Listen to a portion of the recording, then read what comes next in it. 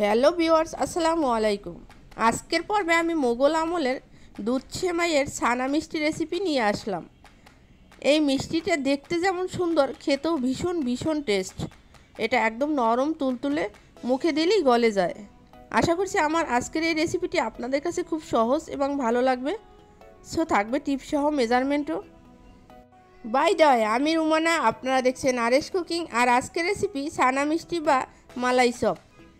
তাহলে প্রথমে এখানে আমি 1 লিটার দুধ নিয়ে নিচ্ছি, লিকুইড দুধ। আর দুধটাকে আমি ভালোভাবে জাল করে নিব। এবার আমি দিয়ে দিচ্ছি গুঁড়া দুধ। তো গুঁড়া দুধটা দিয়ে নেড়ে ছেড়ে নিচ্ছি, ভালোভাবে মিক্সড করে নিচ্ছি। এ পর্যায়ে দিয়ে দিচ্ছি কনডেন্স মিল্ক। কনডেন্স মিল্কটায় দুধটা কিন্তু অনেকটা ঘন হবে, একদম ক্রিমিনেস ভাব চলে আসবে, তাই দিয়ে দিলাম। এখানে আমি চিনিও কিন্তু ইউজ করব, যেহেতু মিষ্টি তৈরি করব অবশ্যই চিনিটার পরিমাণ বেশি লাগবে। সাথে অ্যাড করলাম 3টি এলাচ ও দিয়ে দিচ্ছি এখানে কিশমিশ। কিশমিশ দিয়ে এলাচ দিয়ে এভাবে নেড়ে ছেড়ে নিচ্ছি। আশা করি এ পর্যন্ত বুঝতে আপনাদের কোনো রকমের অসুবিধা হয়নি। আর এখানে দিয়ে দিচ্ছি আমি হাফ কাপের একটু বেশি পরিমাণ চিনি দিয়ে দিলাম। চিনিটা দিয়ে নেড়ে ছেড়ে নিচ্ছি। দুধটাকে আপনি যত সময় জাল করে নেবেন ততটাই বেশি ভালো হবে, দুধটা ঘন হয়ে যাবে আর দেখতে অনেকটা ক্রিমি হবে।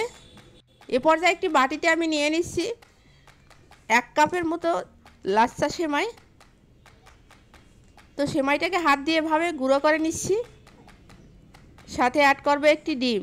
আপনারা সেমাইয়ের পরিমাণটা বেশি নিলে ডিমটার পরিমাণটাও বাড়িয়ে দিবেন। ডিমটা দিয়ে হাত দিয়ে ম্যারিনেট করে নিচ্ছি এবং অল্প পরিমাণে দুধ দিয়ে এভাবে আবার মিক্সড করে নিচ্ছি।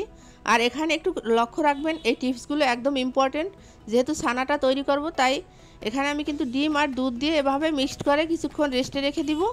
তারপরে আবার কিছুক্ষণ পর আবার দুধ দিতে হবে। আর এর ফাঁকে আমি একটু সামান্য লবণ দিয়ে দিচ্ছি। দেখতেই পাচ্ছেন মিনিমাম 15 মিনিট পরে ফিরে আসলাম। আবার এসে দুধ দিয়ে আবারও মিক্সড করে নিচ্ছি। তৃতীয় পর্যায়ে আবারও দুধ দিয়ে দিচ্ছি কিছুক্ষণ পর। এই ছানাটা রেডি করা কিন্তু খুবই ডিফিকাল্ট, তাই খুব সতর্কের সাথে এটা রেডি করতে হয়, এভাবে আস্তে আস্তে করে। এখন একটি প্যান বসিয়ে দিচ্ছি এবং তেল দিয়ে দিচ্ছি। আর হাত দিয়ে এভাবে গোল গোল করে মিষ্টির মতো সেই মিশ্রণটাকে দিয়ে দিচ্ছি তেলের সাথে একটি একটি করে। দেখতে পাচ্ছেন একদম মিষ্টির মতো। আপনার পছন্দ অনুযায়ী আপনি এটার সাইজ বড় ছোট করে নিতে পারেন। তো এটা জাস্ট বেশি সময় ভেজে নেওয়া হবে না, জাস্ট 2 মিনিটের মতো এক পাশটা ভেজে নিব, আবার অপর পাশটা 2 মিনিটের মতো ভেজে নিব। অনেকটা সফট কিন্তু এগুলো, একদম তুলতুলে।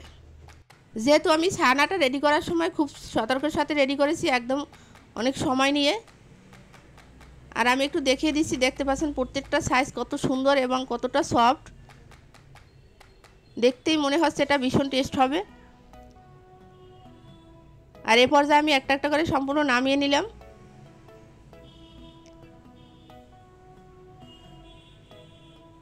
এবার আমি সম্পূর্ণ নামানো শেষ। এখন এই গরম মিষ্টিগুলো এবার আমি আগে জাল করে রেখে দেওয়া দুধের সাথে এবার একটা একটা করে ছেড়ে দিচ্ছি।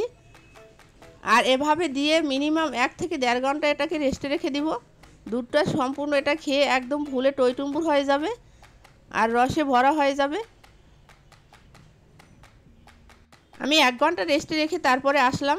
দেখতেই পাচ্ছেন এটা কতটা সফট এবং কতটা ফুলে বড় হয়ে গেছে। প্রত্যেকটা মিষ্টি প্রথম যেভাবে দিয়েছি তার থেকে ডাবল বড় হয়ে গেছে। আর দেখেই মনে হচ্ছে এখনই খেয়ে ফেলি, যে কেউ এটা দেখলেই খেতে ইচ্ছে করবে।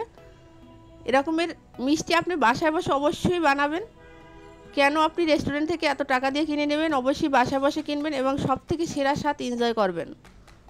এবার আমি বাটিতে সার্ভ করলাম সেই মোগল আমলের ছানা মিষ্টি, ভিআইপি একটি মিষ্টি এবং যে কোনো বিয়েবাড়ির অনুষ্ঠান বা যে কোনো বড় ধরনের অনুষ্ঠানে এ ধরনের মিষ্টি একদম পারফেক্ট। আমার মনে হয় প্রথমবারের মতো এই একটি ফুল ভিডিও দেখতে পাচ্ছেন, যে রেসিপিটির ভিতরে সম্পূর্ণ আমি দিয়ে দিচ্ছি, কোনো রকমের স্কিপ করি নেই কোনো জায়গা থেকে।